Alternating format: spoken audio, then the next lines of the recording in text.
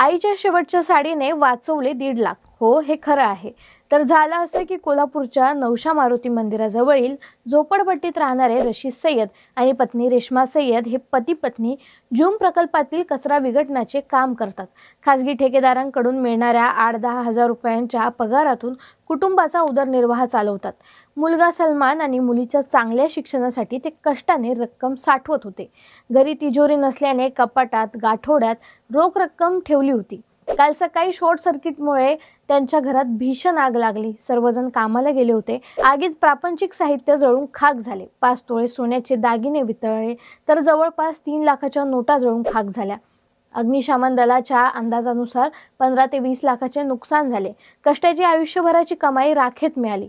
रशीद रेश्मा यांना भावनिक धक्का बसला. ते रडू लागले. सुदैवाने रशीद यांच्या आईच्या आठवणीची साडी आणि त्यात गुंडाळलेली आईच्या नावावरील 1.5 लाखाची रक्कम आगीतून वाचली. आईचे 1.5 वर्षापूर्वी निधन झाले होते. आईचा आशीर्वाद माझ्या मागे आहे असं म्हणत रशीद अश्रू ढाळत साडी हातात धरून बसले.